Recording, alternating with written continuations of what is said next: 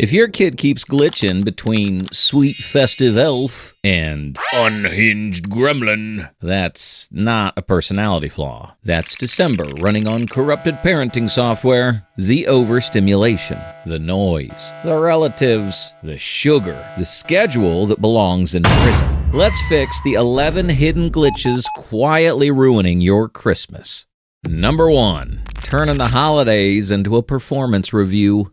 Parents say, "Let's make Christmas perfect this year." Kids hear, "Welcome to your annual performance review. Please don't tank the quota." Because somewhere between the matching pajamas, the forced smiles, the "everyone look happy" photo shoots, and the 17 clashing family schedules you're trying to merge, Christmas stops being a season and quietly becomes an evaluation. You're aiming for magical. They're feeling monitored. You're chasing perfect Christmas moments. They're walking around like tiny employees on probation, terrified you'll call them into the kitchen for another "why can't you just behave" meeting. And here's the part parents rarely notice. Kids don't blossom under pressure. They shrink. Their joy gets quieter. Their silliness disappears. They go from festive to "please stop judging me" real fast. But the real magic? It never comes from the perfection you planned. It comes from the presence you give. The moment you drop the performance, the day stops feeling like a job interview and starts feeling like Christmas again. Messy, natural, beautifully human. And speaking of pressure, there's one thing that turns kids into emotional soup even faster than perfection expectations: the December schedule you've built like a Tetris game on hard mode. Number 2, overscheduling every minute. Parents treat December like a full-scale military operation, strategic planning, tactical logistics, and a color-coded Google Calendar that looks less like a schedule and more like a crime scene sprinkled with glitter. Kids experience it like a festive obstacle course designed by someone who hates children. 4 parties, 3 nativity rehearsals, 2 long car journeys. By the 3rd event of the day, your kid isn't making memories. They're running on fumes, frosting, and the last 2% battery of their soul. And parents just keep cheerfully insisting, "It's fine, they're having fun." Meanwhile, your child is dissociating in the back seat, clutching a candy cane like a war veteran holding a service medal. Kids don't collapse because they're ungrateful. They collapse because they haven't been horizontal since November. A magical December isn't created by cramming in every possible moment. It's created by giving kids space to breathe between the moments. And here's the trap almost every parent falls into. When the kids are this drained, we start trying to compensate in the worst possible way by buying more stuff instead of giving more connection. Number 3, buying guilt gifts instead of giving connection. Parents don't shop in December. We atone.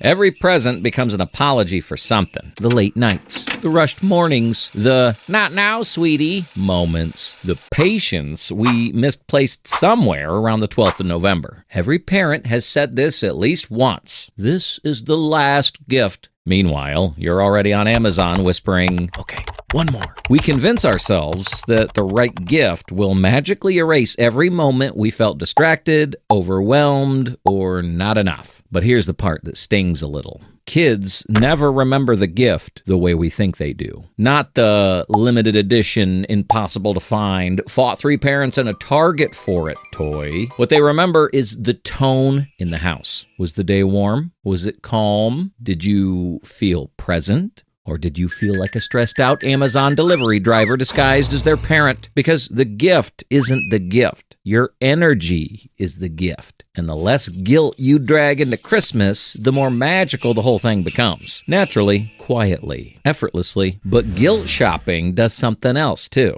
It makes you tolerate behavior you'd never accept in July. Which brings us to the next holiday trap. Before we jump into the next holiday disaster, 𝐘𝐿 needs a Christmas favor too. If you're enjoying this Christmas special, tap subscribe. Santa personally confirmed 𝐘𝐿 made the nice list this year. Somehow. Already subscribed? Thank you. You're the reason 𝐘𝐿's got big things coming next year. Number 4, letting extended family break your boundaries.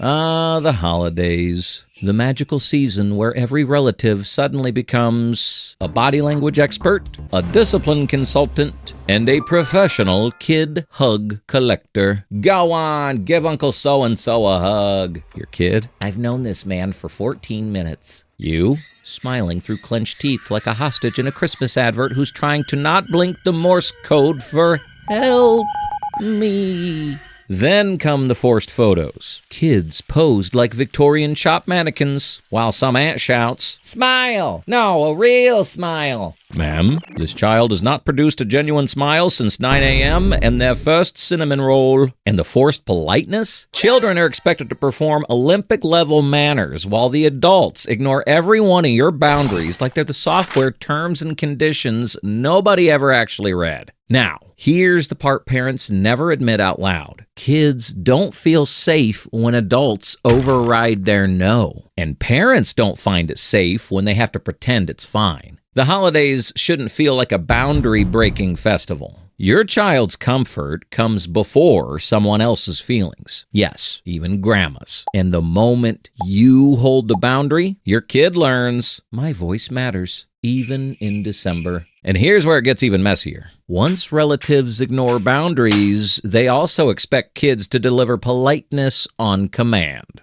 Number 5, expecting kids to be grateful on command.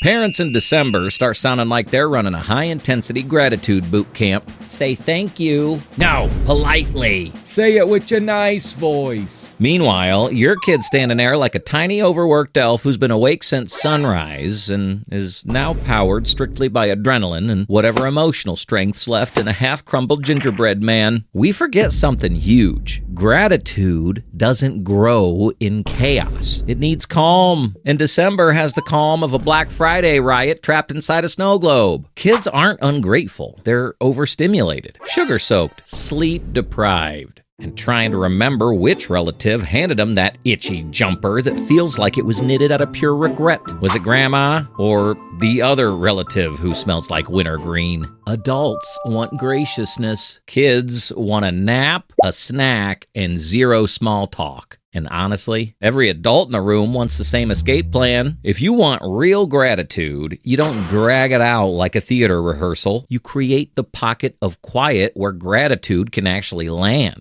Because nobody feels thankful when their brain's buzzing like a faulty string of Christmas lights. And here's the sneaky part. The moment we stop demanding gratitude, we immediately start demanding something even more unrealistic. That kids behave like fully functioning adults at family events. Let's break that one open. Number 6, expecting kids to behave like adults at family events. Parents walk into family gatherings expecting their kids to suddenly transform into polite, patient, chatty, emotionally balanced, and somehow fascinated by Great Aunt Linda's knee replacement saga. Kids walk in expecting 3 things: snacks, Wi-Fi, and somewhere to hide that isn't a coat pile that smells like holiday candles, stress sweat, and one coat that definitely belongs in Lost and Found. Different worlds, same living room, absolute chaos. We keep expecting kids to behave like miniature adults while the actual adults behave like overtired toddlers, arguing about politics over meat platters.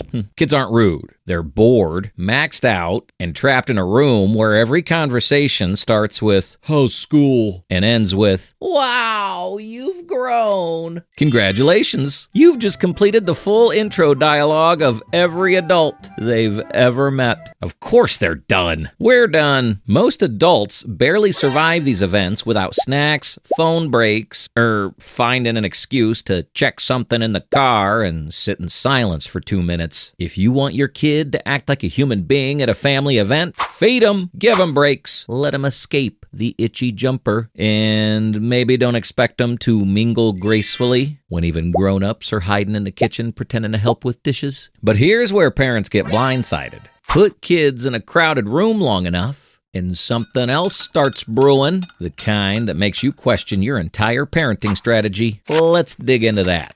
Number 7, misinterpreting holiday sibling fights as failed parenting.